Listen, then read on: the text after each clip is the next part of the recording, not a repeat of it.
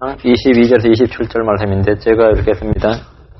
출애굽기 34장 21, 27절 77절 곧 밀 수확의 첫 열매 명절을 지키고 한 해가 끝날 때는 수장절을 지킬지니라.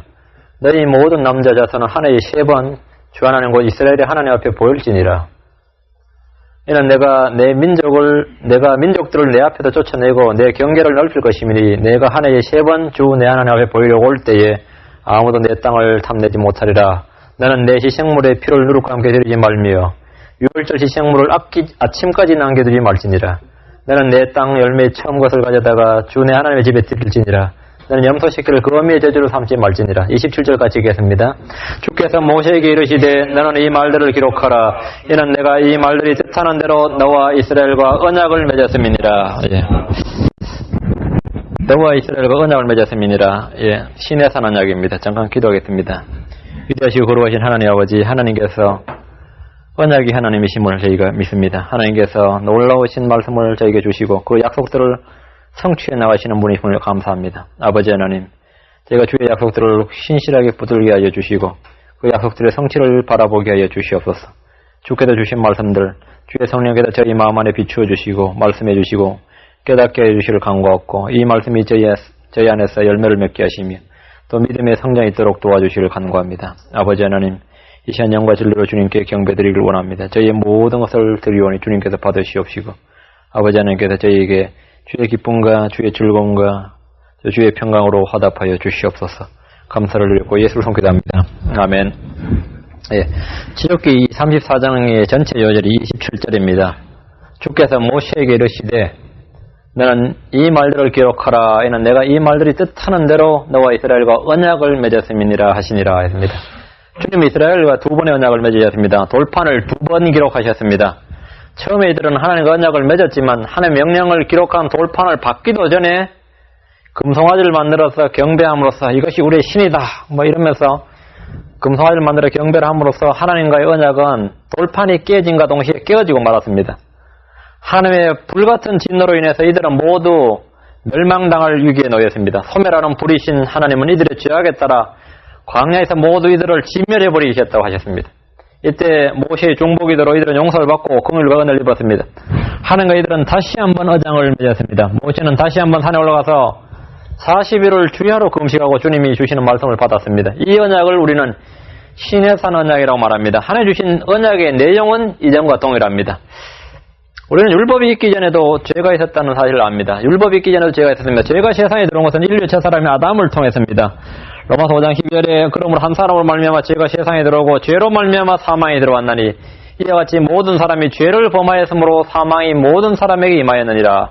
죄는 아담을 통해서 이 세상에 들어왔습니다. 그런데 죄는 율법이 들어옴으로써 더욱 넘치게 되었습니다. 주님께서 왜 이스라엘에게 율법을 주셨느냐? 율법이 들어옴으로써 죄가 지금 쭉 있는데 아담으로부터 지금 모세가 죄가 있었습니다. 아담으로부터 죄가 있었는데 율법이 들어옴으로써 이 죄가 더욱 죄가 되고 죄가 더욱더 넘치게 되었다는 겁니다. 어떤 사람이 이렇게 말합니다. 율법이 없는 곳엔 죄가 없다. 율법이 없는 곳엔 죄가 없다. 죄형 법정주의라는 관점에서 그 말이 옳습니다. 그렇다면 율법이 없는 곳엔 죄가 없다는 말은 무슨 뜻입니까? 율법이 없는 곳엔 죄가 없다. 죄는 분명히 율법이 있기 전부터 분명히 있었습니다. 다만 율법이 없을 땐 죄가 없었다. 이 말은 율법이 없을 때는 율법을 범한 죄는 없습니다. 율법이 정죄하고 저주하는 죄는 없었다는 겁니다. 율법이 없을 때 죄가 없었다는 말은 죄 자체가 없었다는 말이 아니라 율법이 정한 죄가 없었다는 거예요. 예를 들어서 안식일에 대한 법이 없을 때는 안식일을 어기는 죄는 없어요.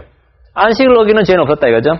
안식일에 대한 계명이 없을 때 아무도 안식일을 지키지 않았고 안식이란 법을 어긴 죄를 범한 사람도 없었고 그 법을 어겼다고 정죄를 받거나 저주를 받는 사람도 없었습니다. 당연한 소리입니다. 로마서 5장 13절에 보면 이는 죄가 율법 이전에도 세상에 있었으나 율법이 없을 때에는 죄를 죄로 인정하지 아니하였습니다.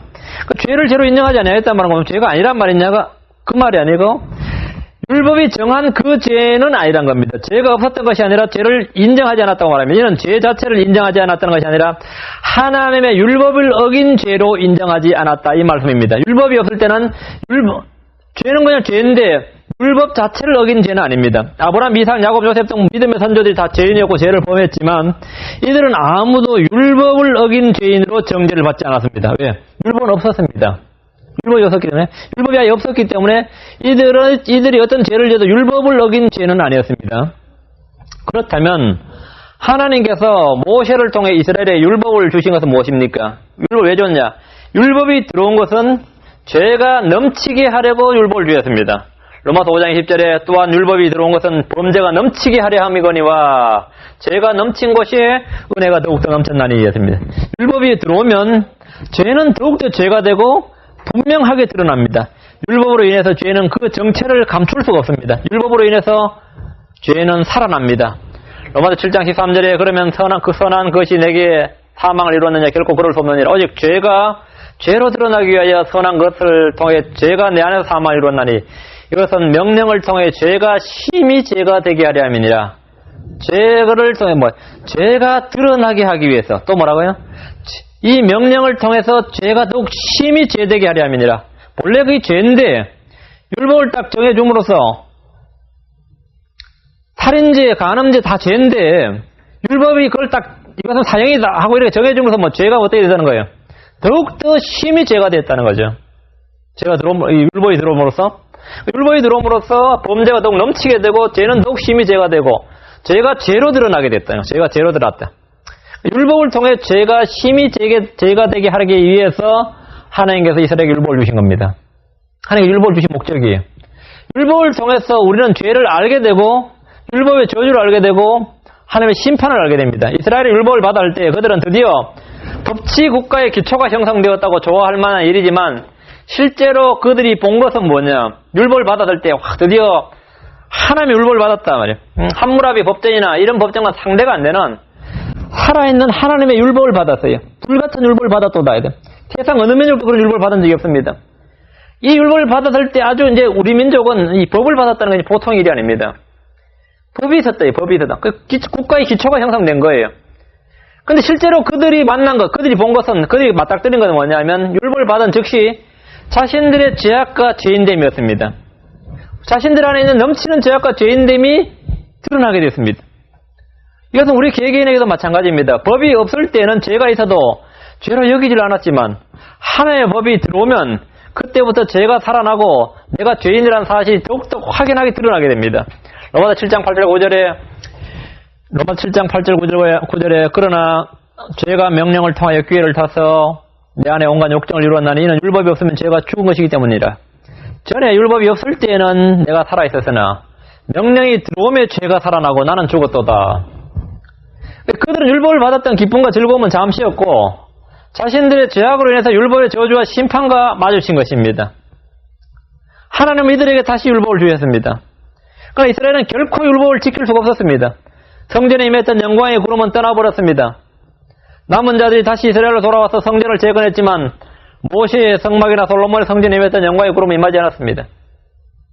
성전은 단지 건물에 불과했습니다. 포로기 이후에 대언자들은 한결같이 다가올 메시아에 대해서 선포를 했습니다. 이후에 헤롯이 다시 이스라엘에게 성전을 지어줬지만 그 역시 웅장하고 화려한 건물에 지나지 않았습니다. 하나님은 400년 동안이나 대언자들을 보내주지 않으셨습니다. 이때 이스라엘에는 외경과 유경이 난무하게 되고 거짓 대언자들이 속출하게 됩니다. 바리새인들이 출현해서 유대교란 종교가 만들어집니다. 이들은 이스라엘의 전통과 의식을 철저하게 지킴으로써 옛 영광을 재현하자는 그런 종교였습니다. 유대교는 이슬람이 종교인 것처럼 유대교는 유대인들의 민족 종교입니다. 하나님 이들이 만든 성전을 다시 한번 파괴해버리셨습니다. 이게 AD 70년입니다. 하나님 유대인들 향해서 이렇게 말씀하셨습니다. 사도행전 2장 40절에 또 여러가지 다른 말씀들로 증거하고 격려하여 이르되 이 구부러진 세대로부터 너희 자신을 구원하라 하시니라. 이 구부러진 세대로부터 너희 자신을 구원하라. 이 구부러진 세대로부터. 지금 유대교란 종교를 가지고 있고 성전을 숭배하는 이 세대를 주님은 구부러진 세대라 그랬어요. 이 구부러진 세대로부터 너희 자신을 구원하라. 여기서 나오라는 겁니다. 이 유대교로부터 나오라 이거예요. 베드로는 유대교의 종말과 성전의 파괴와 이스라엘의 멸망된 일련의 과정을 잘 알고 있었습니다. 이 구부러진 세대란 바로 예수의 십자가와 부활의 복음을 접하고도 계속해서 성전 중심의 율법주의로 유대교를 주장하는 세대를 말합니다. 성전 안에 하나님이 계신 것이 아니라 성전 밖 갈보리 언덕에 그 십자가에 못 박히신 그리스도에게 구원이 있습니다. 율로 13장 13절에 그런즉 우리가 그분의 수치를 짊어지고 진영 밖에 계신 그분께로 나아가자 했습니다. 그래서 주님께서 신의 산 언약을 주시고 이스라엘 처음에 언약을 이스라엘이 받았을 때 돌판이 깨지고 다시 신의 산 언약을 받아서 그 언약을 지켰는데 그것은 바벨론 포로기 한데 그때 바벨론이 침략해서 AD 606년에 완전히 작살이 났습니다. 그래서 더 이상 이스라엘은 정언약 같은 그런 영광과 그런 신앙을 가질 수가 없었습니다. 완전히 또 끝이 났는데 다시 성전을 지어가지고 하나님께 봉헌했지만 영광의 세키나가 임하지 않았습니다. 그렇지 하나님 대언자들이 출현을 하지 않았어요. 하나님 대언자들이 출현을 하지 않았어요. 400년간 그들은 오직 메시아 한 분만을 기다릴 수밖에 없었습니다. 하나님은 신의 산 언약에서 몇 가지 요구사항을 말씀하셨어요. 첫째는 완전한 분리였고, 둘째는 완전한 성별이었고, 셋째는 완전한 복종이었습니다. 하나님이 정하신 안식일은 씨를 뿌릴 때든 추수할 때든 한 가지 지켜야 한다 이렇게 말씀하셨습니다. 오늘 본문으로 와서 22절입니다. 신의 산 언약에서 22절 77절 곧 밀수확의 첫 열매 명절을 지키고 한 해가 끝날 때는 수장절을 지킬지니라 했습니다. 77절은 흔히 오순절로 알려진 명절로서 밀수확의 첫 열매 명절입니다. 레위기 3장의 절기들에 대해서 매우 상세하게 나오는데 오순절의 의미는 첫 열매를 수확하는 기쁨을 드러냅니다. 예수 그리스도는 첫 열매입니다. 고린도서 15장 2절에 그러나 이제 그리스도께서 죽은 자들 가운데서 일어나서 잠든 자들의 첫 열매가 되셨도다 했습니다. 또 고린도서 15장 23절에는 그러나 각 사람이 자기 차례대로 되니 먼저는 첫 열매인 그리스도요. 예수를 속아 첫 열매입니다. 오순절은 첫 열매이신 예수 그리스도를 기념하는 절기입니다. 그러나 사실 그리스도를 믿은 성도들은 어떻게 되느냐? 첫 열매인 그리스도를 통해서 모두 첫 열매가 됩니다. 야고보서 1장 18절에 그분께서 자신의 뜻에 따라 진리의 말씀으로 우리를 나가셨으니 이것은 우리로 하여금 자신의 피조물 가운데 첫 열매가 되게 하려 하심이니라. 성도들이 또 첫 열매입니다. 오순절에서 주의 성령 임함으로써 예수를 믿는 모든 사람들을 하나님은 그리스도 안으로 옮기셨습니다. 오순절은 이미 2000년 전에 부분적으로 성취되었습니다. 유대인들이 대환란을 거쳐서 예수님을 주님으로 영접할 때 그들 위에 다시 이 성령이 부어질 것입니다. 에스겔 37장에 나오는 말씀입니다. 수장절이라는 명절은 장막절로 많이 알려져 있습니다. 이 절기는 천년왕국을 임무하는 절기입니다. 이 절기는 아직 성취되지 않았습니다. 23절입니다. 3단 23절. 너희 모든 남자 자손은 한 해에 3번 주 하나님 곧 이스라엘 하나님 앞에 보일지니라. 한 해에 3번은 이제 무교절, 6월절 무교절. 6월절은 무교절 첫날이니까 무교절, 오순절, 장막절입니다. 한 해에 3번. 신명기 16장 16절 나오고 이 말은 자주 나옵니다. 3번 주 이스라엘 하나님 앞에 보일지니라 했습니다. 이 세 절기를 이스라엘 역사에 적용하면 이렇게 됩니다. 무교절은 이스라엘이 주께 구별된 절기로서 구약입니다. 오순절은 은혜의 택함에 따라 남은 자들이 주님을 믿는 이 시대로서 교회 시대입니다. 장막절은 이스라엘이 다시 모이고 영토를 회복한 천년왕국 시대입니다. 그러니까 이스라엘에게 적용할 때는 그렇습니다. 이스라엘에 적용할 때는 무교절은 구약의 이스라엘, 오순절은 신약의 이스라엘의 첫 열매라고 그랬으니까 유대인들은 바울, 베드로 다 유대인이었습니다. 이들은 믿어진 사람들이에요. 초대교회 유대인도 다 유대인들이었습니다. 교인들도 처음에 유대인들이었습니다. 그러니까 이건 소수의 남은 유대인들 첫 열매들입니다. 이스라엘에 구원받은 자들 이들이 첫 열매들 요 정도밖에 안 되는 거죠. 오순절의 열매들이 첫 열매들이에요. 이들이 하나님께 드려졌습니다. 지금 다 아직도 왕창 거의 대부분 남아있는데 이들은 대화를 통해서 수확을 해야 됩니다. 이스라엘 적용했을 때 그렇고 장막절은 마지막 한 해 마지막이라고 그랬습니다. 한 해 마지막 다 열매를 다 거둔 다음입니다. 이것은 이스라엘이 전부 다 영토를 회복하고 주 예수를 영접함으로 천년왕국입니다. 장막절입니다. 그 세 절기는 이스라엘에게 적용하면 이렇게 그렇게 됩니다. 사도행전 15장 16절 17절 보면 이 일 후에 내가 돌아와 다윗에 쓰러진 장막을 다시 건축하고 내가 그 허물어진 것을 다시 건축하며 내가 그것을 세우리니 이것은 그 남은 사람들과 내 이름을 거론을 받는 모든 이방인들로 하여금 주를 찾게 하려 함이라. 이 모든 일을 행하는 주가 말하노라. 다윗에 쓰러진 장막을 다시 건축하고 했습니다. 장막을 다시 건축하고 주님께서 이스라엘을 다시 세우시는 것, 이것이 바로 장막절의 절기입니다. 이 세 절기를 우리 주 하나님, 성삼위일체의 하나님의 사역에 적용하면 이것도 그대로 적용이 됩니다. 특징적으로 적용이 됩니다. 6월절을 포함한 무교절이라는 절기는 우리 주 예수 그리스도의 사역을 예표합니다. 왜? 주님이 6월절 어린 양이 되셨습니까? 그렇죠?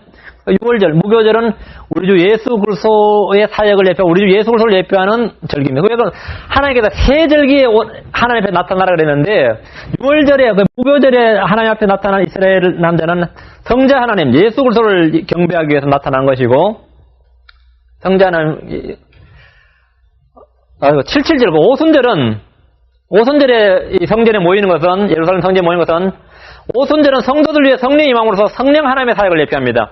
성령 하나님께 나타나는 것, 성령 하나님을 경배하게 나타나는 것이고, 장막절은 하나님의 뜻이 하늘에서 이루어진 것처럼, 하늘의 왕국이 하늘에서 이루어진 것처럼 이 땅에서도 이루어지는 하늘 왕국을 예표하는 천년왕국이니까 성부 하나님의 사역을 예표합니다. 이스라엘 남자들이 세 번 절기에 모였던 것은 마찬가지로 성부, 성자, 성령, 성삼일체에 맞추어서 그 특징적 사역을 세 개 다 나타내서 보여주는 겁니다. 그렇죠? 이 순서는 누가복음 15장에서 주님 말씀하신 세 가지 비유와도 정확히 일치합니다. 우리 누가복음 15장 잠깐 보면, 누가복음 15장에 우리가 아주 유명한 설교에서 너무나 자주 나오는 세 가지 비유가 있죠. 첫째 비유는 잃어버린 100마리 양 중에서 99마리는 있는데 한 마리 잃어버린 양을 찾는 목자의 비유. 그 목자이신 예수 그리스도의 사역이 나오고, 두 번째 비유는 15장에서 드라크마 비유죠. 8절부터 10절까지는 드라크마, 한 여자가 드라크마를 잃어버렸는데 밤에 불을 켜고 찾는 모습입니다. 그죠? 셋째는 집 나간 탕자를 맞이한 아버지의 모습인데, 자, 목자, 양을 찾아버린 목자, 이건 누굽니까? 예수 그리스도입니다. 그죠? 드라크마를 잃어버린 여인이 밤에 불을 켜고 찾는 모습은 성령의 사역입니다. 집 나간 탕자를 맞이한 아버지의 모습은 성부 하나님을 보여줍니다. 그 사내에 세 번 너희들이 이스라엘 하나님 앞에 보일지니라. 이 세 번이란 것은 바로 항상 성부, 성자, 성령을 가리키는 것입니다. 하나님께서는 이것을 절묘하게 잘 배치를 하셔서 이걸 다 가르쳐 줍니다. 우리가 요한계시록 읽을 때도 마찬가지입니다. 읽을 때도 거룩하다 하면 우리가 성부, 성자, 성령, 이걸 직관적으로 우리가 이게 연결이 되는 것과 똑같은 것입니다.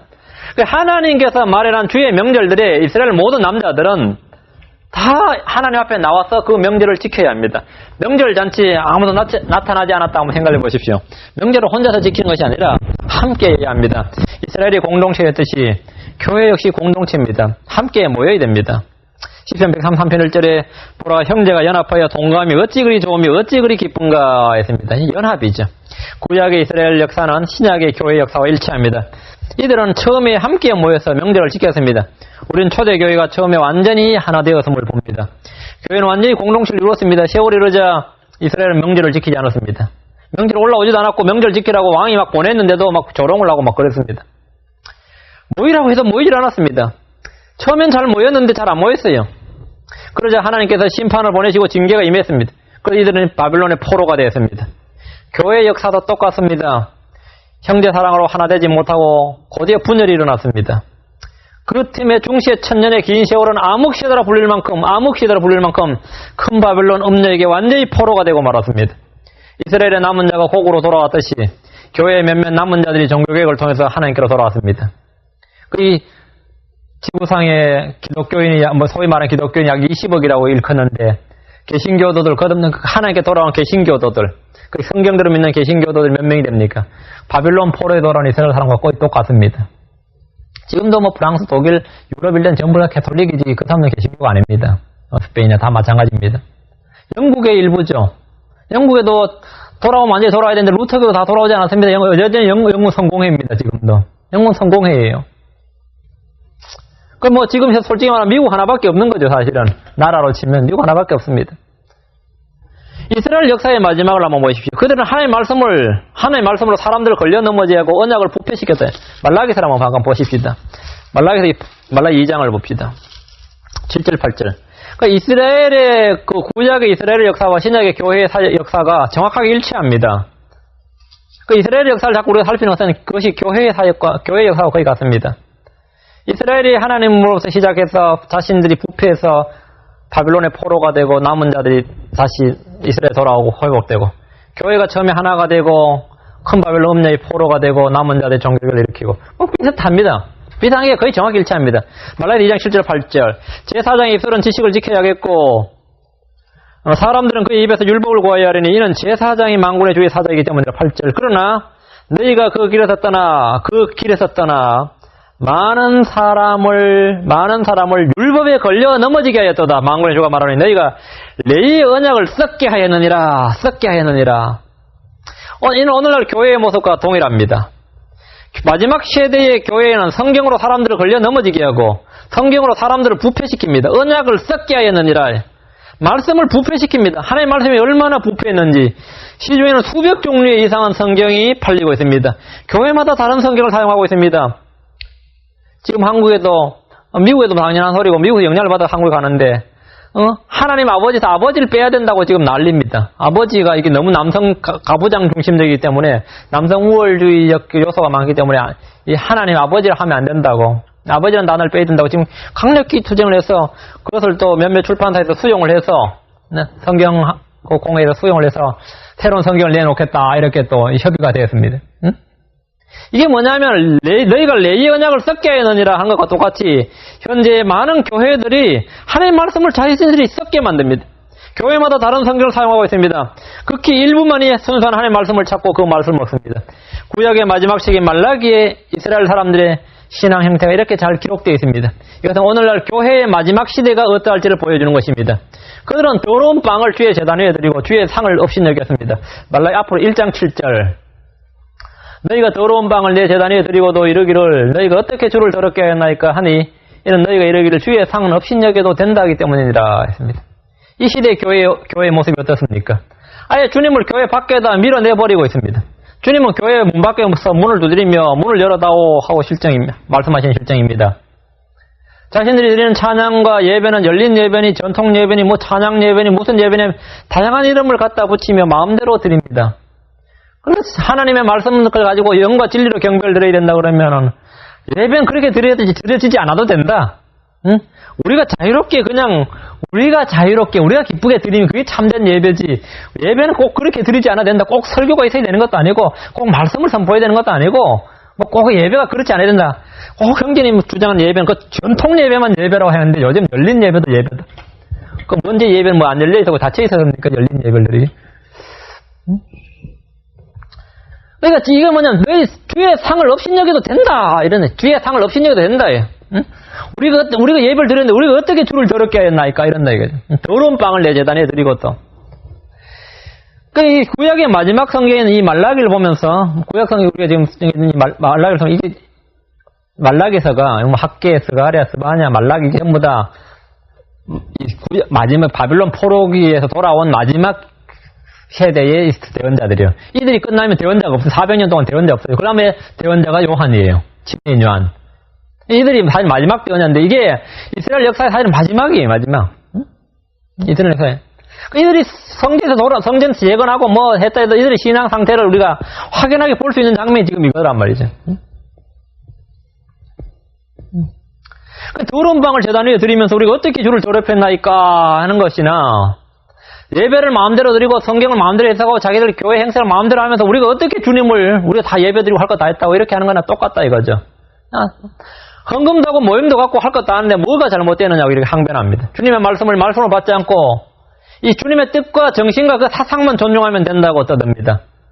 주의 상은 업신여겨도 된다. 이 말이나 주의 말씀은 업신여겨도 된다. 설교는 업신여겨도 된다. 이거 다 똑같은 것입니다. 이것이 바로 오늘날 이 세대입니다. 다시 출애굽기로 돌아갑시다. 24절입니다. 이는 내가 민족들을 내 앞에다 쫓아내고 내 경계를 넓힐 것이니 내가 한 해에 3번 주 내 하나님 앞에 보이려고 올 때에 아무도 내 땅을 탐내지 못하리라 했습니다. 하나님 이스라엘 남자들이 주의 명절을 지키기 위해서 모두 예루살렘으로 모여 들지라도 외적의 침략이나 전쟁이나 도둑질 등에 대해서 아무 염려할 것이 없다고 말씀하십니다. 참 대단한 거죠. 이스라엘의 적이 멀리 떨어져 있지 않고 완전 이스라엘은 말이 저기 경계가 거의 국경이 불분명할 정도로 경계가 섞여 사는 거나 다름없을 정도의 경계였단 말이죠. 근데 전부 다 남자들이 다 1년에 3번 갔다 생각해보세요. 멀리서 가면은 요즘처럼 전부 자가용 있는 것도 아니고 기차가 있는 것도 아니고 비행기가 있는 것도 아닌데 가는 데만 며칠 걸려요. 그러니까 명절 일주일 지키려면 완전히 중국인들 춘절 지키는 꼴 나는 거죠. 보름 한 달인 거죠. 그럼 어떻게 돼요? 농사고 뭐고 적들이 쳐들으면 딱 좋은 때란 말이죠. 안 그렇겠어요? 부산 사람이 서울 왔다 칩시다. 그럼 그때 대마도에 있던 외적이 언제 오겠어요? 그때 오는 거죠. 너무 좋은 거 아닙니까, 사실. 남자 다 가는데.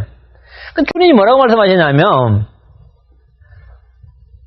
주 내 하나님 앞에 보이려고 올 때 아무도 내 땅을 탐내지 못하리라 해요. 염려할 게 없다, 얘. 잠언 16장 7절에 나온 대로 사람의 길들이 주를 기쁘시게 하면 그분께서 그의 원수들까지도 그와 화목하게 하시느니라 했습니다. 하나님은 자신의 백성들, 자신의 땅을 지키십니다. 사람이 자신의 힘으로 지키려고 하면 빼앗깁니다. 피도 흘리고 빼앗깁니다. 그러나 하나님이 지키시면 아무도 빼앗을 수 없습니다. 안식일을 지킨다고 해서 생산성이 떨어지지 않습니다. 안식을 지킨다고 생산성이 안 떨어집니다. 동부에서 서부로 이 캘리포니아 여기 금강이 있다 그래가지고 막 이 서부로 이동할 때 말이죠. 서로 빨리 도착해야 되니까 참 밤낮을 달렸죠. 근데 사실 이 뭐 데스밸리는 이제 대부분 죽었죠. 응? 근데 안 죽고 여기 제일 먼저 도착한 사람들 다 침례교도들이었습니다. 왜 그러면 말을 날린 사람 다 죽었느냐? 하도 정신없이 달리니까 말이 쓰러지고 자기들도 지쳐가지고 못 왔어요. 근데 침례교도들은 6일만 딱 진격하고 무조건 하루는 그냥 완전히 분당 해제하고 예배드리고 쉬었어요. 그러니까 자기들만 안 지치고 그냥 무사히 도착했다고. 그 사람들이 제일 먼저 도착했어요. 그게 어디 도착했나? 빅토빌이에요. 그다음 빅토빌 승리자들의 뜻이라고. 빅토빌이요. 이거 캘리포니아 여기서 읽어보니까 나오더라고요. 그러니까 하나님 앞에 하나님의 일을 하면 사람들의 길이 주를 기쁘시게 하면 그분께서 그의 원수들까지 화목하게 하신대요. 생산성 안 떨어집니다. 일주일씩 명절을 지킨다고 해서 무슨 문제가 생기지 않는다 이거죠. 오히려 하나님께서는 민족들을 쫓아내고 경계를 넓혀주시겠다고 하셨습니다. 하나님을 믿고 하나님을 섬기는 데 대한 특권이고 보상입니다. 이것이 하나님을 믿고 섬기는 보상이에요. 그렇게 명절을 한 해 3번 지키러 올라오면 오히려 땅이 넓어진다는 거예요. 응? 민족지 쫓겨 나가고. 근데 내가 이번에 여기 수학을 해야 되는데 창고를 지켜야 되는데 이건 내가 못 떠난다. 동네 이장님 혼자 가십시오. 대표에서. 이러면 그 동네 망하는 거래요. 주일에 교회를 가느라고 집에 도둑이 들고 화재가 나고 여러 가지 사건이 터졌다는 이 보고를 제가 들은 적이 있습니다. 그런 데 가면 목사가 난감하죠. 주일 예배 갔는데 우리 집에 도둑이 들었어요. 뭐 그런 거 있잖아요. 수련회 4박을 갔다 왔는데 집이 완전히 틀렸어요. 하나님은 내가 교회를 가고 수련을 가고 해외 단기 선교를 갔는데 왜 나의 집을 보여주시지 않는가 이런 생각이 들지 모르겠습니다. 이런 목사님한테 따질 수 있어요. 그러니까 실제 들었습니다. 새벽 기도를 가다가 교통사고를 당하고 철야 기도를 갔다 오다가 사고를 당했다는 말도 합니다. 그렇다면 그런 것이 두려워서 예배를 못 나오고 교회에서 말하는 행사를 못 하는가? 응? 아니면 집에서 아내가 갈 때는 남편이 집에 지키고 남편이 갈 때는 아내가 지키고 뭐 그래야 되느냐? 그렇지 않습니다. 내가 교회 간 사이에 집에 도둑이 들었다면 참 감사해야 돼요. 내가 교회 간 사이에 집에 도둑이 들었어요. 그러면 어떤 생각이 드냐면 제가 실제 이야기를 들었기 때문에 제가 직접 들었어요. 누구 형님한테. 내가 교회 가지 않고 집에 있었다면 그 도둑은 강도가 돼서 당신 모가지를 빼앗아가서 들 것이요. 당신이 교회에 왔기 때문에 집만 털렸지 재산만 털렸지 교회 안 하고 집에만 붙어 있었으면 당신이 반쯤 죽었거나 지금쯤 병원에 실려가 있거나 아니면 지금 장례식장에 가 있을지 어떻게 합니까? 그랬어요. 그러더니 가만히 계시더라고. 그건 맞는 말이지. 제가 하는 말이 맞는 말이에요. 생각할 때 똑같은 사건을 생각할 때라도 잘 생각해야 돼요. 하나님 우리의 모든 상황을 완벽하게 하시고 컨트롤 하시는 분입니다. 주님을 섬기는 중에 공장이나 가게나 집에 도둑이 들었습니까? 그런 적 있을 겁니다. 있을 수 있어요. 오히려 감사하셔야 됩니다. 구약 성도들에게 물질적 손해를 전혀 입히지 않겠다 이렇게 말씀하신 이 약속하신 주님께서 이 신약의 모든 성도들에게는 너에게 전혀 영적인 손해를 입히지 않겠다 이렇게 말씀하십니다. 전혀 영적 손해를 입히지 않겠다 이거예요. 내가 수련회 간 사이에 집에 불이 났다 이거예요. 내가 집에 없었기 망정이지. 수련회 가길 정말 잘했지. 집에 있었으면 내가 불타 죽었겠구나. 이래 생각하면 돼요. 그렇게 생각을 해요. 정말 감사합니다. 수련회 안 갔으면 다 죽을 뻔했대요. 그러니까 하나님께서는 모든 것을 합력해서 선을 이루시며 그런 일들을 통해서 우리 속에 무엇이 있는지 알려 하십니다. 우리가 하나님을 사랑하는지 말씀을 지키려 하시는지 시험을 하시는 겁니다. 우리 속에 무엇이 있는지 알려고 하십니다. 그런 시험을 통과했을 때 하나님은 풍성한 열매를 맺게 하십니다. 다시 24절 봅니다. 이런 내가 민족들을 내 앞에서 쫓아내고 내 경계를 넓힐 것이니 내가 한 해에 3번 주 내 하나님 앞에 보이려고 올 때에 아무도 내 땅을 탐내지 못하리라 했습니다. 하나님은 온 세상의 모든 사람들의 마음을 완전히 통제하실 수 있는 전능하신 하나님입니다.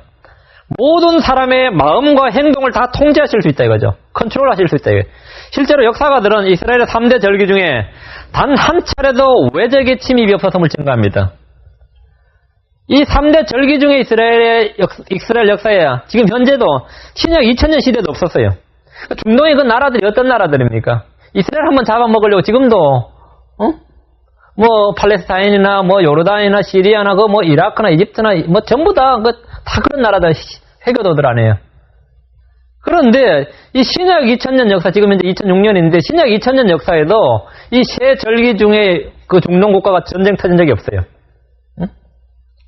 이는 하나님의 권능이 어떠한 걸 보여주고도 남음이 있습니다. 다니엘은 말하기를 다니엘 4장 35절에 그분께서 땅의 모든 거주민을 아무것도 아닌 것으로 여기시며 하늘의 군대 안에서든지 땅의 거주민들 가운데서든지 자신의 뜻대로 행하시나니 그분의 손을 멈추게 하거나 그분께 이르기를 당신은 무엇을 하시나이까 할 자가 아무도 없도다 했습니다. 하나님께서는 자신의 뜻대로 한다. 하늘의 군대 안에서나 땅의 거주민들 가운데서든지 자신의 뜻대로 행하시나니 했습니다. 수많은 이교도들이 있다 할지라도 그 수의 많고 적음은 아무것도 아닙니다. 그들의 군사력, 경제력, 외교력 등 무슨 힘을 발휘한다 해도 아무것도 아닙니다. 이사야 40장 17절에 그분 앞에는 모든 민족들이 아무것도 아니니 그분께서는 그들을 없는 것 같이 헛된 것 같이 여기시느니라 했습니다. 없는 것 같이 헛된 것 같이. 우리는 전능하신 하나님의 통제력과 이제 거듭나서 전도를 해야 되겠다고 생각을 해서 어떤 분한테 전도를 했는데 그 전도를 한 대상이 얼마나 깡패 중에 깡패. 그러니까 그분이 한 말이 이 다음에 한 번만 내 앞에서 알짱거리면 죽여버린다 그러세요. 말이 좀 흠해가지고 그분을 완전히 달랑 먹었어요. 집에 딱 돌아서니까 하나님이 전능하신 분인데 내가 저분을 전도할 수 있도록 기도해 주시오 하고 나서 갔는데 살금살금 기어갔어요. 고양이 앞에 지가 도망가든지 살금살금 지어가서 이렇게 이제 문을 보니까 그 산에 앉아 있더랍니다. 그래가지고 내가 전도를 해야 되겠는데 하나님 지켜주십시오 하고 문을 뚫고 내갔더니 그 사람이 너 한 번 더 나타나면 이러더라는 거예요. 딱 만나거든. 근데 그 사람이 그냥 그 앞에서 성경 펼쳐놓고 막 이야기하더니 그 사람이 얘가 정신 미쳤나. 이게 막 그냥 쏟아내는 거예요. 막 그냥 전도하는데 막 말을 쏟아내고는. 근데 그분이 자기는 주먹이 한 대 날아올 줄 알았는데 계속 가만히 앉아있더라는 거예요. 응? 가만히 앉아있더라는 거예요. 다 하고 나서 성경도 듣고 저 갑니다 그러고 가는데 계속 앉아있더래요. 나와서 정신을 차리고 다 보니까 하나님이 그 사람을 의자에서 못 일어나게 하셨구나 한 것 같아요. 못 할게요. 다시 전달도. 완전히 그냥 붙들어 놓은 거예요 실제로. 나중에 다시 만났는데 그 사람 보고 서로 이제 눈을 마주치니까 이제 웃게 되는 거죠. 나는 막 지난번에 막 떠들어고 그 사람은 웃게 되는데 입에서도 뭐 죽이려 어쩌고 그런 소리가 안 나오더라는 거예요. 응? 그래 안 나오더라고요.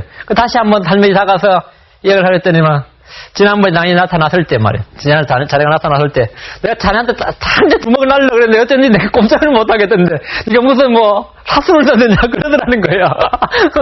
네가 나한테 무슨 사수를 썼느냐 그러더라는 거예요. 그 사수를 쓴 게 아니고 이상하는 거예요. 하나님께서 뭐예요.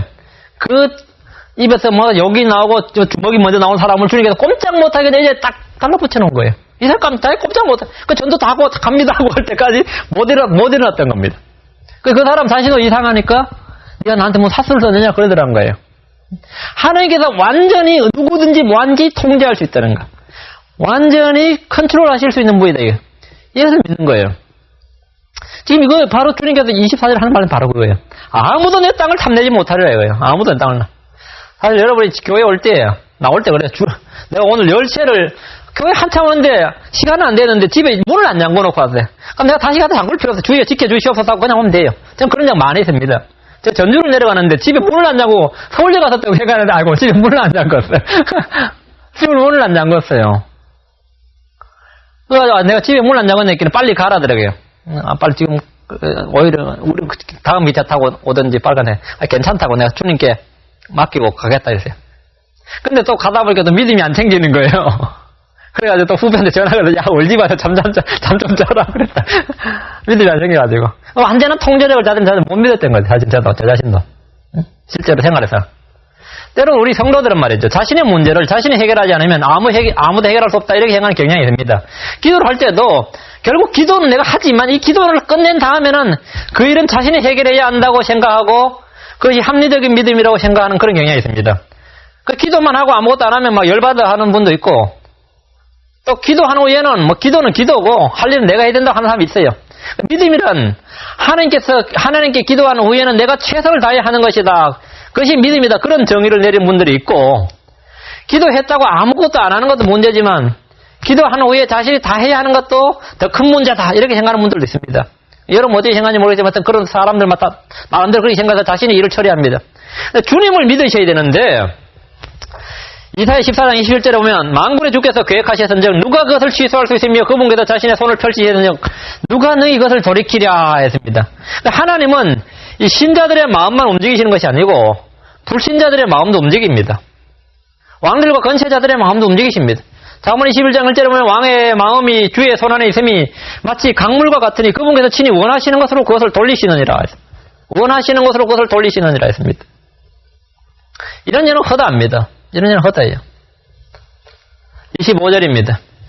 너는 내 희생물의 피를 누룩과 함께 드리지 말며 유월절 희생물을 아침까지 남겨두지 말지니라 했습니다. 누룩은 언제나 악함의 상징입니다. 성경을 잘 못 이해해서 누룩 성교에도 만들고 우린 누룩이 되자 이런 구호를 외치는 이들도 있습니다만 누룩의 성경적 의미는 언제나 악함입니다. 여기서 주목할 말은 내 희생물 다이가 아니고 마이입니다. 내 희생물. 너는 내 희생물의 피를 드렸죠. 내 희생물. 주님께서 뭐라 합니까? 나의 희생물이라는 겁니다. 이들이 드리는 그 양을 내 희생물이라고 그래요. 하나님께 드리는 희생물은 사람들이 준비한 것이 아니라 하나님 준비하시고 하나님 것이란 겁니다. 세상 모든 사람을 위해서 희생물이 되신 예수 그리스도는 하나님이 준비하신 하나님의 어린 양입니다. 아브라함의 아들 이삭에게 뭐라 그럽니까? 아브라함이 이르되 내 아들아 번제 헌물의 어린 양은 하나님께서 자신을 위하여 예비하시리라. 하나님께서 자기 자신을 어린 양으로 예비하시리라 했어요. 주님은 자신이 친히 이 땅에 어린 양으로 오시고 유월절 희생물로 드려주셨는데 구약에서부터 이 진리를 가르치셨습니다. 너희가 너희 희생물을 드릴 때 그러지 않고 너희가 내 희생물을 드릴 때 이랬다고요. 너희가 내 희생물. 내 희생물의 피를 냈어요.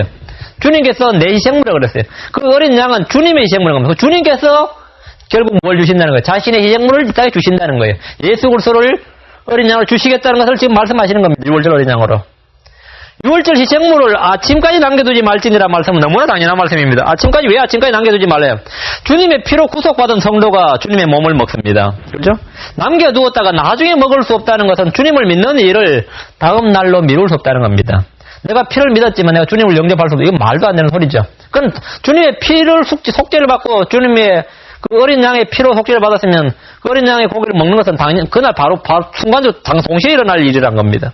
다음 날로 미룰 수 없습니다. 주님과 친교는 피와 동시에 이루어진 일입니다. 영적 양식은 다음 날까지 연기되거나 단절될 수 없습니다. 26절입니다. 너는 내 땅의 열매의 처음 것을 가져다가 주 내 하나님의 집에 드릴지니라. 너는 염소 새끼를 그 어미의 저주로 삼지 말지니라 했습니다. 헌물에 대한 규정입니다. 이 부분은 신명기 26장의 1절에서 11절까지 매우 자세하게 나오는데 우리는 여기서 헌물을 드리도록 명한 주님의 뜻을 잘 살펴봐야 됩니다. 땅에서 처음 난 열매를 주님께 드리는 것은 중요한 영적 의미가 있습니다. 첫째는 이스라엘 땅은 하나님이 주신 것이다. 땅의 소유주는 하나님이십니다. 이런 뜻이. 내가 땅의 첫 열매를 하나님께 드렸다는 것은 이 땅의 소유주는 하나님이다. 이들은 주님께 이 땅을 받아서 농사를 짓습니다. 그래서 땅의 열매인 첫 소산물을 주님께 드림으로써 땅의 주인이신 주님을 기억하고 공경해야 됩니다. 우리가 헌금을 드린 것도 같은 원칙입니다.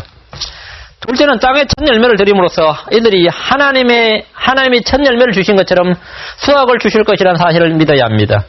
첫 열매를 하나님께 바쳐버렸대요. 첫 열매를 주셨다는 것은 뭡니까? 수확을 주신다는 거죠. 첫 열매는 수확의 보증입니다. 첫 열매는 수확의 보증이에요. 우리는 결과를 다 본 후에 거기서 얼마를 떼어 드리는 것이 아니고 첫 열매를 보고 믿음으로 드리는 겁니다. 그때 수확은 보장됩니다. 우리는 모두 주의 첫날 하나님이 번성케 하신 대로 헌금을 드립니다. 왜 첫날 드립니까? 첫날 드린 거면 이번 주에는 수입이 어떻게 될지 난 몰라. 이번 주에는 뭘 볼지도 못 볼지도 모른다고 생각하면 헌금을 드린 대신에 저축을 해야 됩니다. 주님 첫 열매를 드린 것은 수확의 보증입니다. 첫 열매는 수확의 보증이에요. 소출을 풍성하게 하시는 주님을 믿을 때 이 부분은 저절로 해결됩니다. 처음 난 것을 드리면 사실 전부를 드린 것과 같습니다. 첫째 첫 열매를 드릴 때 제사장 앞에 가지고 나와서 드렸는데 왜 이것을 드리는지 고백하고 드리도록 되어 있습니다. 우리 이 출애굽기는 안 나오는데 신명기에 거기 나옵니다. 신명기 11장에 나옵니다. 왜 내가 첫 열매를 드리는지 신앙고백을 하고 제사장 앞에서 신앙고백을 하고 주의 것을 주께 가지고 나왔나이다 이렇게 말하고 드리게 되어 있어요. 첫 열매를 드릴 때. 첫 열매를 드리는 것은 신앙 고백입니다. 첫 열매를 드릴 수 있는 자체가 하나님의 특권입니다. 우리는 헌금을 헌물을 드릴 때 왜 드린지 알고 확신과 기쁨으로 드리도록 해야 됩니다. 넷째, 그들은 이집트에서 땅이 없었었고 열매가 없었다는 사실을 기억하고 고백했습니다. 구속의 은혜에 감사하는 마음이 모든 드림의 기초가 됩니다. 땅에서 난 첫 열매를 드리는 일은 다양한 영적 의미를 내포하고 있습니다. 이는 참된 경배입니다. 처음 난 것을 자신이 아니라 주님께 드린 것은 주님께 모두 바칠 수 있는 헌신의 고백이며 사랑의 표현입니다. 첫 열매는 반드시 무조건 주께 드려야 했습니다. 이건 왜 그러느냐 또. 첫 열매신 예수 그리스도가 하나님께 드려지고 그 예수를 믿는 첫 열매는 우리 성도들이 전부 다 그래서 우리가 전부 다 주의 첫 열매들입니다. 우리는 모두 다 첫 열매를 주께 드려야 되는데 우리는 전부 다 뭘 드려야 된다고요? 지금 현재 성도는 다 주님께 드려야 됩니다. 그래서 교회의 모든 성도는 다 주님의 것입니다. 그 첫 열매는 다 주님의 것이고 이삭죽기 다음에 참 수학 이삭죽기인데 우리는 일단 주님께 드려져야 된대요. 무조건 드려져야 된대요. 성도들은 하나님께 자신을 산재물로 드려야 된다는 의미에서 이미 구약에서부터 이것을 절기를 통해서 가르쳐 주셨기 때문에 구속의 첫 열매, 부활의 첫 열매신 예수 그리스도와 구속의 첫 열매인 성도들은 모두 다 주님의 것이다.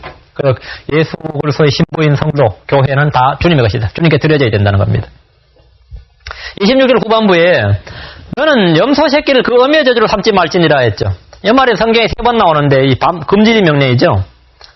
3번 나오는데 저는 이 구절이 모든 가축 농가에 크게 붙여놓아야 할 구절이라고 생각합니다. 이 구절이. 요즘 이 광우병이라든지 그 조류 인플루엔자라는 게 왜 생기냐면 이 구절을 실행하지 않기 때문입니다. 너는 염소 새끼를 그 음의 저주로 삼지 말지니라 해보세요. 응? 소나 돼지, 닭, 오리와 같은 가금류나 다양한 육축들 생산하는 이들은 이 구절을 반드시 기억하고 지켜야 됩니다. 하나님은 자신의 백성들이 몰림관화되거나 비인관화되는 걸 막으셨습니다. 이 교도들은 음식의 맛을 내기 위해서라면 무슨 짓이든지 합니다. 곤발바닥은 물론이고 그 이야기 하시죠. 태국 가서 원숭이 2개골을 먹는데 떠먹어요. 언제까지 떠먹느냐면 북소리가 날 때까지 떠먹어요. 북소리가 난다, 북소리가 딱 끝쳤다는 말은 뭐냐면 이놈이 살아있어. 지금 내가 2개골 퍼먹는데 북이 밑에서 북을 딱 원숭이 밑에 그 북을 딱 두면 발을 딱 아프니까 다 할 거네요. 그 발이 이제 완전히 이제 죽어서 딱 검지면 딱 식사시간 끝이에요. 그러니까 인간이 그 자신의 맛을 입에 이 탐식과 탐욕, 미식이라는 것이 그 얼마나 잔인한지 몰라요. 그 잔인함이 말도 못해. 그 북소리가 딱 끝이면 식사시간이 끝이에요. 근데 염소 새끼로 저주로 삶으면 한국 사람은 먹을 게 없으니까 주로 뭐 닭을 하든 뭐 탕이란 탕은 전부 다 물이에요. 그렇죠? 근데 프랑스 사람들은 물로 삶으면 아이고 얼마나 가난해들 물로 삶을까? 그들은 다 와인으로 삶아요. 닭이든 뭐든 다 모든 요리는 와인이지 물로 안 쓴다고 거의. 물 쓰는 일은 거의 없는데 한국 사람은 다 물이죠. 근데 이스라엘 사람들이 중간에는 야 저주로 삶으면 끝내주게 맛있다. 우유를 부어봐라 이거예요. 지금 우유를 부어봐. 근데 새끼 염소를 삶는데 어미 젖을 짜가지고 어미 젖으로 삶으면 맛있다. 이게 인간이 할 짓이냐 이게. 하나님 그걸 하지 말라 이거예요. 응? 음식 맛을 내기 위해서라면 무슨 짓을 하는데 그런 짓을 하지 말라는 겁니다. 인간의 양심과 본성에 거스르는 음식들 그렇게 음식 재료, 제조 그런 짓을 하지 말아야 해요. 어미의 젖은 새끼가 먹고 살아야 할 생명 양식이지 새끼에 물려야 할 젖을 짜가지고 새끼를 삶아서 먹는데 쓰는 것은 자연의 순리를 정면으로 거스린다 이거죠. 그건 하나님의 법이나 인간이 할 짓이 아니다 이거예요. 오늘 광우병이 왜 생긴지 압니까? 간단합니다. 광우병이 소는 채식동물입니다. 근데 지금 소는 사료를 먹이는데 풀을 주는 것이 아니라 사료를 먹여서 키우죠. 대부분 다 소는. 시골서 그런 소들 말고 대부분 다 사료를 먹여요. 특히 이렇게 이 마켓에다가 고기를 도축용 그게 식사용으로 밑으로 내놓는 모든 그건 전부 다 대량으로 하기 때문에 다 사료를 먹이는데 그래야 6개월 만에 빨리 커져. 막 200kg 넘고 막 그래 돼 소가. 그래 생산성이 되니까 빨리 키우기 위해서 사료를 먹이는데 그 사료의 재료가 뭐냐면 소고기입니다. 소의 태반이에요. 그 소가 안 미치고 배겨요? 채식동물인 소한테 초식동물인 소한테 말이에요. 고기를 갈아서 사료를 섞어 먹이면서 생기는 병이 광우병이에요. 그런데 그것이 차마 인간이 할 짓이 없다 해서, 할 짓이 아니다 해서 몇몇 나라에서는 그 사료 금지법을 만들었는데 그런 나라에는 광우병이 안 생깁니다. 근데 그 생산성을 맞추기 위해서 빨리빨리 공급하기 위해서 이 소의 태반을 사료로 갈아 먹인 나라들은 광우병이 생겼는데 영국 같은 나라에서는 소를 전부 다 도축을 시켰는데 그 피해액이 수억 파운드였습니다. 돈 좀 더 벌려다 망해버린 거죠. 망해버린 거죠. 조류독감이 왜 생깁니까? 사람이 자연의 법칙을 거슬러서 사료를 먹임으로 생기는 병입니다. 그들이 먹어야 될 게 아니라 자꾸 못 먹는 것을 사료로 서로 맛있으니까 그럼 진짜 모르고 먹어요. 그럼 그게 빠른 성장을 위해서 경제적 이득을 꾀하다 공멸한 겁니다. 너는 염소 새끼를 그 엄의 저주를 삼지 말지니라. 삼지 말지니라. 그래서 이제 사료 검사한다, 사료 이거 금지시킨다, 그러면 또 축산 농가에서는 발칵하는 거죠. 그렇게 되면 우리 생산성 못 맞춘다. 그럼 소고기 값 지금부터 2배 이상 올려야 된다, 그렇게 나오면. 그 성장 속도 그렇게 안 되기 때문에, 그러면서 지금 막 해가지고 그 법을 못 만들게 하고 뭐 그런데 반드시 만들어야 되는 법입니다. 응? 너는 염소 새끼를 그 엄의 저주를 삼지 말지니라. 27절입니다. 주께서 모세에게 이르시되 너는 이 말들을 기록하라. 이는 내가 이 말들이 뜻하는 대로 너와 이스라엘과 언약을 맺었음이니라 하시니라. 하나님 모세에게 주신 말씀들을 모두 기록하게 하셨습니다. 앞에서 우리가 살펴본 이 언약들은 하나님과 이스라엘이 맺은 시내산 언약입니다. 이스라엘은 새 언약의 중보자이신 예수를 통해서 새로운 언약을 받을 때까지 이 언약을 지켜야 합니다. 우리는 율법의 언약이 아니라 모두 그리스도께서 피로 씌우신 새 상속 언약을 가지고 있습니다. 우리는 새 상속 언약의 상속자들입니다. 잠깐 기도하겠습니다. 이리하시고 거룩하신 하나님 아버지, 오늘 시내산 언약에 대해서 말씀을 주었습니다. 아버지 하나님께서 저에게 주신 말씀들 저희가 늘 상고하고 이 말씀에 따라 살 수 있도록 도와주시며 믿음을 크게 더하여 주시기를 간구합니다. 아버지 하나님께서 너희 모든 남자는 한 해 3번 주 내 하나님 곧 이스라엘 하나님 앞에 벌지니라 했습니다. 아버지 하나님께서 저에게 이스라엘 같은 동일한 이런 이 율법을 주시지 아니하시고 새로운 새 언약을 주셔서 제가 율법의 모든 이 저주로부터 속량하시고 구속해 주심을 감사합니다. 아버지 하나님, 저희가 받은 바 말씀을 가지고 참된 자유와 평안과 안식을 얻게 하여 주시고 우리 주 예수 그리스도와 정말 하나님 아버지와 또 성령 안에서 참된 그런 그 교제가 있도록 도와주시기를 간구합니다. 아버지 하나님께서 빛 가운데서 걸을 수 있는 은혜를 허락하여 주시고 평생의 모든 날들 동안 주님께서 저희를 완전히 통제해 주시고 저희를 이끌어 주시길 원합니다. 주님께서 저로 전지전능하셔서 참 왕의 마음을 물같이 돌리시는 분이시고 모든 민족들을 없는 것 같이 하시는 분이시며 또 모든 것을 컨트롤하실 수 있는 분이심을 제가 믿습니다. 이 사실을 저희가 단 한시도 잊지 않게 해주시고 하나님 저에게 주신 모든 환경과 상황을 주님께서 조절하실 수 있는 분이심을 믿고 주님께 더욱더 의지하고 매달리게 해주십시오. 예수를 숨기도합니다. 아멘.